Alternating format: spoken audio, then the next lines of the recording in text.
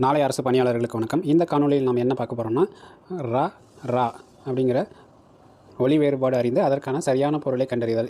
11ஆம் வகுப்பு பழைய தமிழ் பாடப்புத்தகத்தில் இருக்கிற ரா ரா ஒலி வேறுபாடு அறிந்து பொருள் விளக்குக அப்படிங்கிறத நம்ம பார்க்க போகிறோம். இந்த ரா அப்படிங்கிறது பார்த்திங்கன்னா, நம்ம பொதுவாக சின்ன ரா அப்படிங்கிற மாதிரி பழக்கத்தில் நம்ம பயன்படுத்தியிருக்கோம். இப்போ நம்ம அடுத்து இந்த ரா பார்த்திங்கன்னா பெரிய ரா அப்படிங்கிற மாதிரி நம்ம பயன்படுத்திட்டு இருக்கோம். ஆனால் இலக்கண முறைப்படி அதை நம்ம எப்படி சொல்லணும் அப்படின்னு பார்த்திங்கன்னா, இது கசட தவற வல்லினம் வல்லின ரகரம் அப்படின்னு சொல்லுவோம். இந்த ரா பார்த்திங்கன்னா வல்லின ரகரம் சொல்லுவோம். இந்த ரா பார்த்திங்கன்னா நம்ம எப்படி சொல்லணும்னா இடையின ரகரம். இடையின ரகரம் இடையினத்தில் பார்த்திங்கன்னா எரல வளல அப்படிங்கிற மாதிரி இருக்கும். அதில் பார்த்திங்கன்னா இது இடையின ரகரம், இது வல்லின ரகரம். இதை நம்ம எப்படி தான் சொல்லணும். இப்போ நம்ம இது சின்னரா பெரியரா அப்படிங்கிற மாதிரி நம்ம ஏன் சொல்லக்கூடாது அப்படின்னு பார்த்தீங்கன்னா, இப்போ தமிழில் பார்த்திங்கன்னா பல்லாயிரம் சொற்கள் இருந்திருக்கு, பல காலங்களாக இருந்திருக்கு, பயன்படுத்தப்பட்டு வந்திருக்கு. ஆனால் வருங்காலங்களில் அதனுடைய பயன்பாடு கம்மியாகி அது நம்ம சொற்களை கொஞ்சம் கொஞ்சமாக இழந்து நம்மளுடைய டிக்ஷனரியில் பயன்படுத்துகிற சொற்கள் ரொம்ப கம்மியாகிட்டு வந்திருக்கு. அதனோட பிரதிபலிப்பு தான் இப்போ நம்ம இந்த ராக்கான மீனிங், இந்த ராக்கான மீனிங் அப்படின்னு சொல்லி நம்ம பிரித்து பார்க்குறோம்.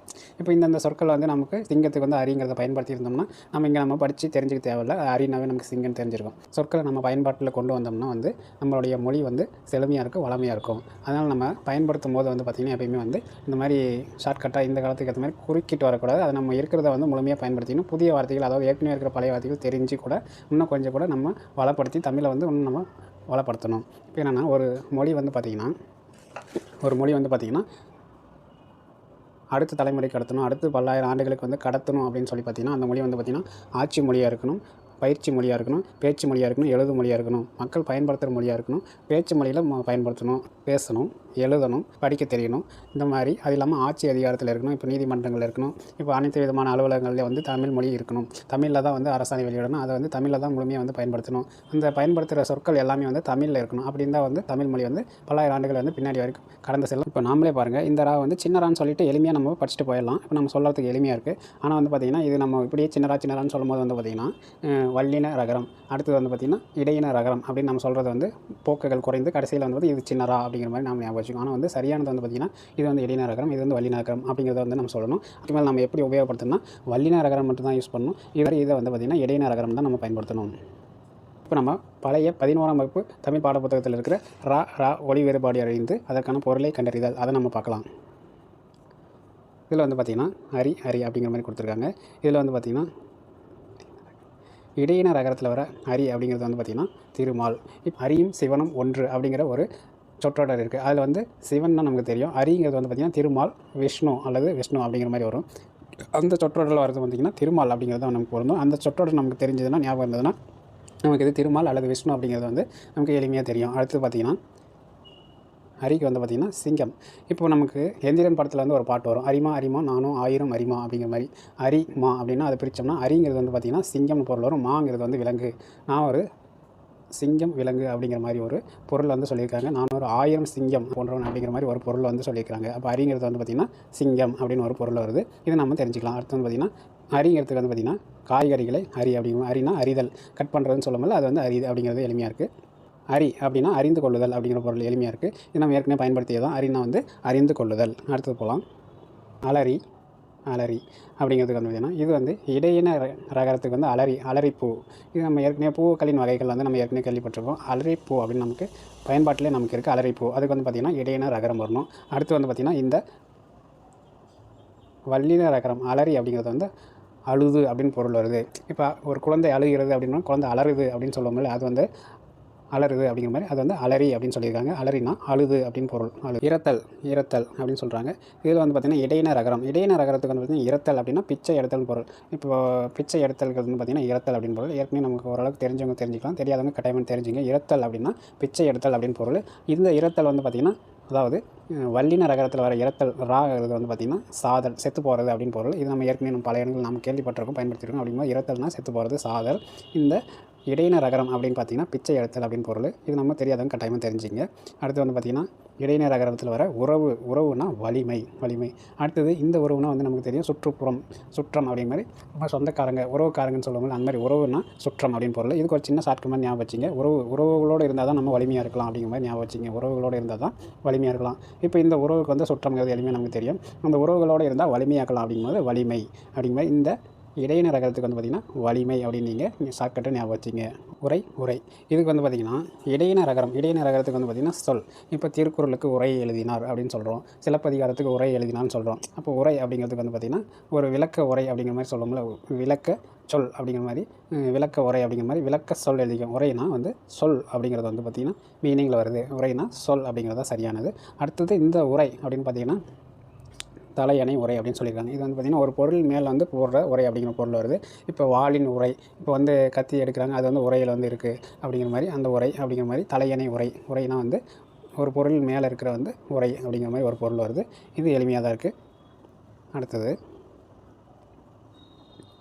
எரி.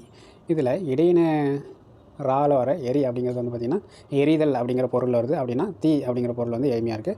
அடுத்தது இந்த எரி அப்படின்னா தூக்கி வீசுறது. இப்போ பந்து தூக்கி வீசுறது, தூக்கி எரிடான்னு சொல்லுவோம்ல, அது வந்து பார்த்திங்கன்னா தூக்கி வீசுதல் எரி அப்படிங்கிற வந்து பொருளில் எளிமையாக வருது. இது ரெண்டு எளிமையாக இருக்குது. அடுத்து வந்து பார்த்திங்கன்னா கறி.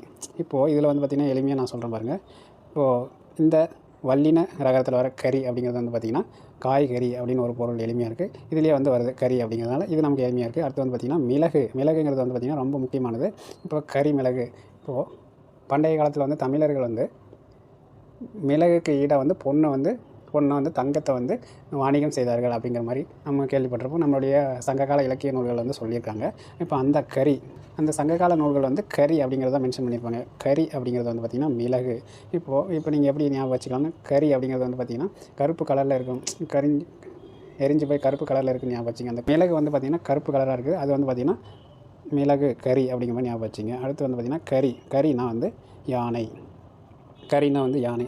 இங்கே வந்து பார்த்திங்கன்னா இதுக்கு ஒரு சின்ன ஷார்ட்கட் எக்ஸாம்பிள் அந்த கலர்லேயே வந்து சொல்கிறேன். கறினா வந்து கருப்பு அப்படிங்கிற ஒரு பொருள் இருக்குது. கறினா கருப்புன்ற ஒரு பொருள் இருக்குது. இப்போ யானை வந்து பார்த்திங்கன்னா எப்பயுமே வந்து ஒரு கருப்பு கலரில் அப்படிங்கிற மாதிரி ஒரு லைட்டாக வந்து செம்மண் கலரில் லைட்டாக இருக்க மாதிரி இருக்கும். ஆனால் மேக்ஸிமம் வந்து கருப்பு கலரில் இருக்கும். அப்படிங்கிற மாதிரி வந்து கறினா யானை அப்படிங்கிற மாதிரி ஞாபகம் வச்சுங்க. கறினா யானை. இது வந்து பார்த்திங்கன்னா கொஞ்சம் புதுசாக இருக்குது, ஏற்கனவே தெரிஞ்சவங்களுக்கு எளிமையாக இருக்கும். ஆனால் வந்து கறிங்கிறது வந்து பார்த்திங்கன்னா யானை அப்படிங்கிறது ஞாபகம் வச்சுங்க. இது வந்து கருப்பு கலர். அதே மாதிரி மிளகு வந்து கருப்பு கலர். கறிங்கிறது வந்து பார்த்திங்கன்னா கருப்பு கலரோட சம்மந்தப்பட்டது ஞாபகம் வச்சுங்க. காய்கறிங்கிறது எளிமையாக இருக்குது. வல்லின ரகரத்தில் வர குரங்கு அப்படின்னா வந்து நமக்கு ஏற்கனவே நம்ம கேள்விப்பட்டிருப்போம். வானரங்கள்னு சொல்கிறாங்க. ராமாயணத்தில் கூட வானரம் அப்படின்னு சொல்லுவாங்க. இப்போ குரங்குனா வந்து பார்த்திங்கன்னா வானரம். இது நம்ம எளிமை தான். அடுத்தது குரங்கு. இப்போது வல்லின ரகத்தில் வர குரங்கு அப்படின்னு வந்து பார்த்திங்கன்னா தொடை. இது வந்து நமக்கு புதுமையாக இருக்குது, கட்டாயமாக நம்ம தெரிஞ்சுக்கணும். இப்போது இந்த இதில் குரங்கில் வந்து பார்த்திங்கன்னா புதுசாக இருக்கிறது வந்து பார்த்திங்கன்னா தொடை அப்படிங்கிறது தான் வந்து இது நம்ம கட்டாயமாக தெரிஞ்சுக்கணும். ஏன்னா புதியதாக இருக்குது. இப்போ ஒரு சின்ன ஷார்ட்கட் ஞாபகம் வச்சுங்க. குரங்கு வந்து தொடையில் உட்கார வச்சுங்க அப்படிங்கிற மாதிரி ஞாபகம் வச்சுங்க. ஒரு சின்ன ஷார்ட்கட், ஒரு இமேஜினேஷன் ஷார்ட்கட் மாதிரி ஞாபகம் வச்சுங்க. குரங்கு வந்து தொடையில் உட்காந்துருக்கு அப்படின்னு ஞாபகம் வச்சுங்க. இந்த குரங்குக்கு வந்து குரங்கு வானரம் அப்படிங்கிறது எளிமையாக இருக்குது. இந்த குரங்கு வல்லின ரகத்தில் வர குரங்குக்கு வந்து பார்த்திங்கன்னா தொடை அப்படின்னு ஞாபகம் வச்சுங்க. இதுக்கு கூரை. இப்போது இந்த இடையின ரகரம் அப்படிங்கிறது வந்து பார்த்திங்கன்னா கூரை வீட்டினுடைய கூரை. இது எளிமையாக நமக்கு தெரியும், எல்லாருக்கும் தெரியும். அடுத்தது இந்த கூரை அப்படிங்கும்போது வந்து பார்த்திங்கன்னா துணி. கூரைப்பட்டு அப்படிங்கிற மாதிரி நமக்கு ஏற்கனவே நம்ம கேள்விப்பட்டிருக்கோம். ஒரு பாட்டில் கூட வருது கூரைப்பட்டு அப்படிங்கிற மாதிரி. இப்போ கூரைப்பட்டு அப்படிங்கிறது வந்து பார்த்திங்கன்னா துணி. கூரை அப்படிங்கிறது வந்து பார்த்திங்கன்னா துணி அப்படிங்கிறது துணியோட வகை. துணி அப்படிங்கிற மாதிரி ஞாபகம் வச்சுங்க. அவ்வளோதான். அடுத்து சீரிய. இப்போ இதில் இடையினத்தில் வர ரகரத்துக்கு வந்து பார்த்திங்கன்னா சீரியனா சிறந்த அப்படின்னு ஒரு பொருள் வருது. இது வந்து பார்த்திங்கன்னா வல்லின ரகரத்துக்கு வந்து பார்த்திங்கன்னா சினந்த அப்படின்னு பொருள். இப்போ இதை நம்ம எப்படி பார்க்கலாம்னா, சீரிய அப்படின்னா சிறந்த அப்படின்னு பொருள் வந்து ஏற்கனவே நமக்கு தெரிஞ்சது தான், இருந்தாலும் தெரியாதவங்க தெரிஞ்சுங்க. சீரிய சிந்தனை உள்ளவர் அப்படின்னா சிறந்த சிந்தனை உள்ளவர் அப்படின்னு பொருள். இங்கே வந்து சீறுதல். இப்போ வந்து சிங்கம் சீருது அப்படிங்கிற மாதிரி ஒரு இது சொல்லுவாங்கள்ல, அந்த மாதிரி சீரியனா கோபமாக இருக்குன்னு அர்த்தம். சினந்தது அப்படின்னு பொருள். பறவை. இப்போது இதுக்கு வந்து ஒரு சின்ன ஷார்ட்கட் மாதிரி கடல் பறவை அப்படிங்கிற மாதிரி ஒரு சின்ன ஷார்ட்கட் ஞாபகம் வச்சுங்க. கடல் பறவை. இப்போ பறவைனா நமக்கு தெரியும், பரப்பவகையாகிய உயிரினங்கள் வந்து பறவைகள் நம்ம சொல்லுவோம். இங்கே வந்து பார்த்திங்கன்னா பறவை இடையின ரகத்தில் வர பறவைக்கு வந்து பார்த்திங்கன்னா கடல்னு பொருள். இப்போது நான் சொன்ன ஷார்ட்கட்டில் வந்து பார்த்திங்கன்னா கடல் பறவைன்னு சொன்னோம். கடல் பறவைனா பறக்கிறது பறவை நமக்கு தெரியும். இதே வந்து இந்த இடையின ரா வந்துச்சுன்னா வந்து பார்த்திங்கன்னா கடல் பறவைங்கிற ஷார்ட்கட்டில் வந்து ஞாபகம் வச்சுக்கிட்டு இடையின ரகரம் அப்படி வந்து பறவை அப்படின்னாலும் கடல் அப்படிங்கிற மாதிரி ஞாபகம் வச்சுங்க. கடல் பறவை அப்படிங்கிற ஷார்ட்கட் ஞாபகம் வச்சு பறவைனாலும் கடல் அப்படிங்கிற மாதிரி ஞாபகம் வச்சுங்க. மறைனா வந்து பார்த்திங்கன்னா இப்போ வேதம். நான்மறை அப்படின்னா 4 வேதம் அப்படின்னு பொருள் எளிமையாக இருக்குது. நம்ம ஏற்கனவே நமக்கு தெரிஞ்சது தான். அடுத்து வந்து இங்கே ஒரு மறை இருக்குது. இது வந்து பார்த்திங்கன்னா இடையின ரகத்தில் வர மறை அப்படின்னா வந்து பார்த்திங்கன்னா இங்கே இருக்குது பாருங்கள், தாமரை. இது அதிலே தாமரையிலே வந்திருக்கிறதுனால எளிமையாக இருக்குது. தாமரைனா மறை அப்படின்னு. இன்னொன்று வந்து பார்த்திங்கன்னா மான் அப்படின்னு பொருள்.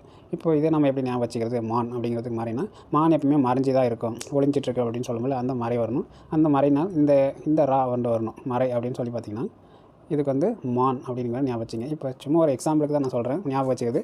மான் எப்பயுமே வந்து மறைஞ்சு தான் இருக்கும். ஆனால் அந்த இது வந்து பார்த்திங்கன்னா இடையினர் ரகரம் வரணும். இந்த இடையினர் ரகரம் வரணும். இந்த மாதிரி இடையினர் ரகரம் வந்து மறை அப்படிங்கும்போது மான் அப்படிங்கிற மாதிரி ஞாபகம் வச்சுங்க. நன்றி.